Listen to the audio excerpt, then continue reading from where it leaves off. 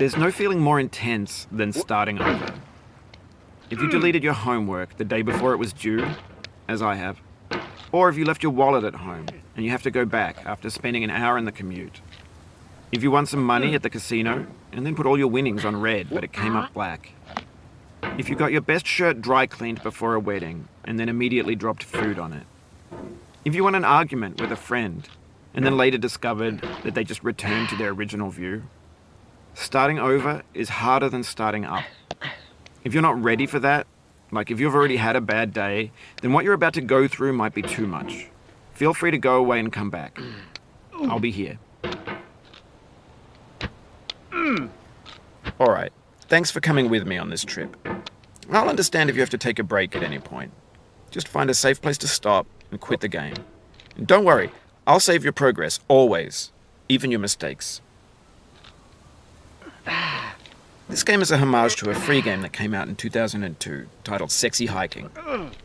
The author of that game was Jazzuo, a mysterious Czech designer who was known at the time as the father of B games. And B games are rough assemblages of found objects. Designers slap them together very quickly and freely, and they're often too rough and unfriendly to gain much of a following. They're built more for the joy of building them than as polished products. In a certain way, Sexy Hiking is the perfect embodiment of a B game. It's built almost entirely out of found and recycled parts, and it's one of the most unusual and unfriendly games of its time. In it, your task is simply to drag yourself up a mountain with a hammer. And that act of climbing, in the digital world or in real life, has certain essential properties that give the game its flavor. No amount of forward progress is guaranteed. Some cliffs are too sheer or too slippery. And the player is constantly, unremittingly in danger of falling and losing everything. Anyway, when you start Sexy Hiking, you're standing next to this dead tree that blocks the way to the entire rest of the game. It might take you an hour to get over that tree, and a lot of people never got past it.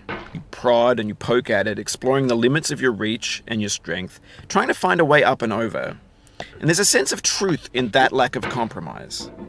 Most obstacles in video game worlds are fake. You can be completely confident in your ability to get through them once you have the correct method or the correct equipment or just by spending enough time. In that sense, every pixelated obstacle in Sexy Hiking is real. The obstacles in Sexy Hiking are unyielding, and that makes the game uniquely frustrating. But I'm not sure Jazzuo intended to make a frustrating game. The frustration is just essential to the act of climbing, and it's authentic to the process of building a game about climbing. A funny thing happened to me as I was building this mountain. I'd have an idea for a new obstacle, and I'd build it, test it, and it would usually turn out to be unreasonably hard. But I couldn't bring myself to make it easier.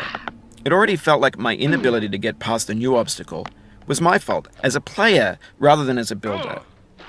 Imaginary mountains build themselves from our efforts to climb them, and it's our repeated attempts to reach the summit that turns those mountains into something real.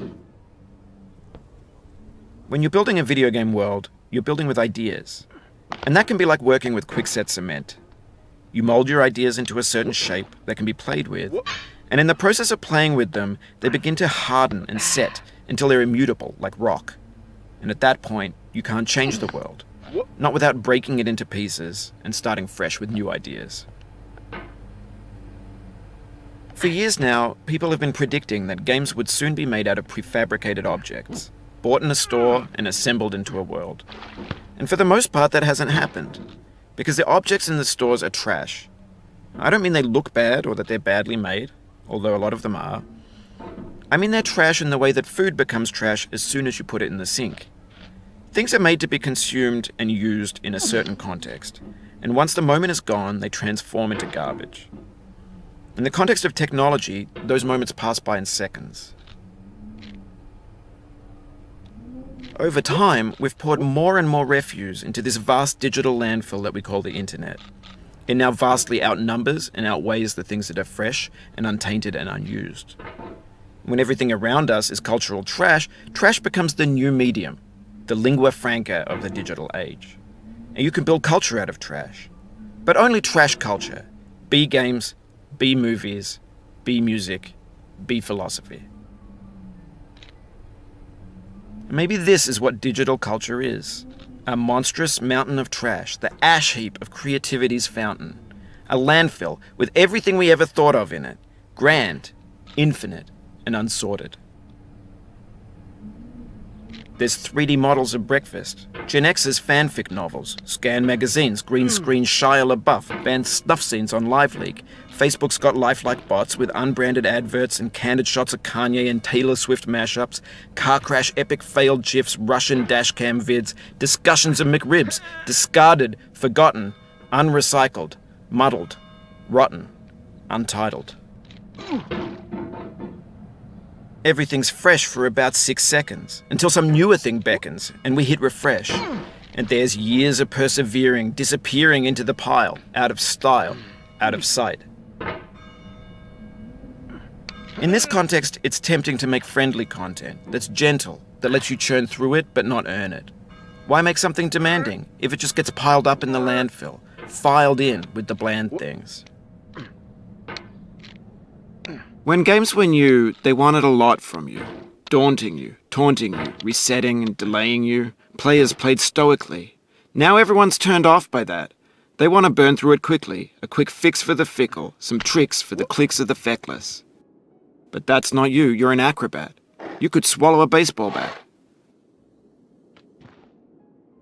Now I know, most likely you're watching this on YouTube or Twitch, while some dude with 10 million views does it for you, like a baby bird being fed chewed up food. That's culture too. But on the off chance that you're playing this, what I'm saying is, trash is disposable, but maybe it doesn't have to be approachable. What's the feeling like? Are you stressed? I guess you don't hate it if you got this far. Feeling frustrated? It's underrated. An orange is sweet, juicy fruit locked inside a bitter peel. That's not how I feel about a challenge. I only want the bitterness. It's coffee. It's grapefruit. It's licorice. It feels like we're closer now. Composer and climber, designer and user. You could have refused, but you didn't. There was something in you that was hidden, that chose to continue. It means a lot to me that you've come this far, endured this much. No. Every wisecrack, every insensitivity, every setback you've forgiven me is a kingly gift that you've given me.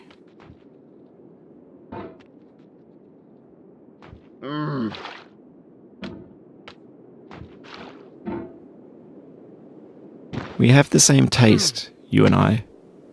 It's not ambition, it's ambition's opposite. An obdurate mission to taste defeat. You'll feel bad if you win, so I put this snake in for you.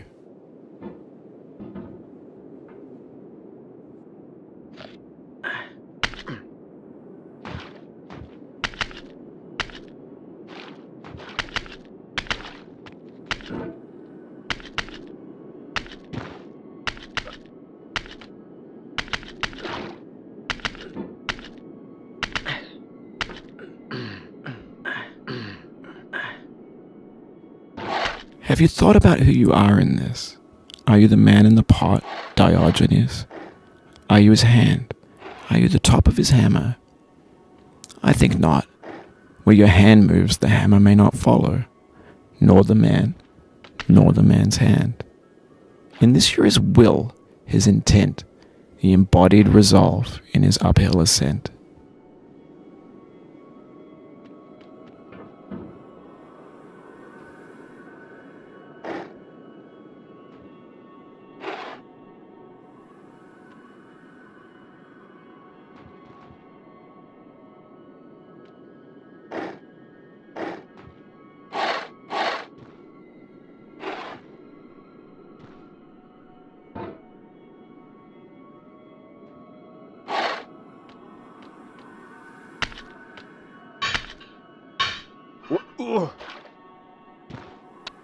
Now, you've conquered the ice cliff, the platforms, the church, and the rectory, the living room and the factory, the playground, the construction site, the granite rocks, and the lakeside. You've learned to hike. There's no way left to go but up, and in a moment I'll shut up. But let me say, I'm glad you came.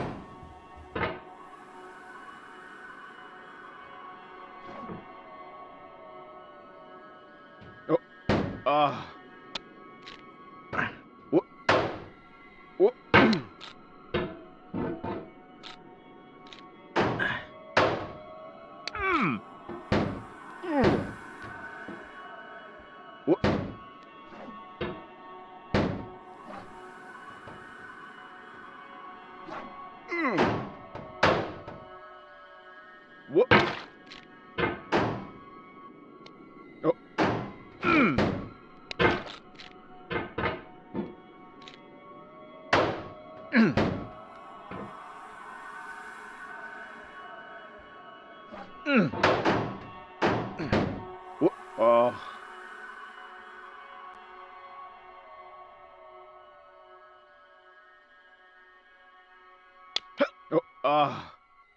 dedicate this game to you, the one who came this far. I give it to you with all my love.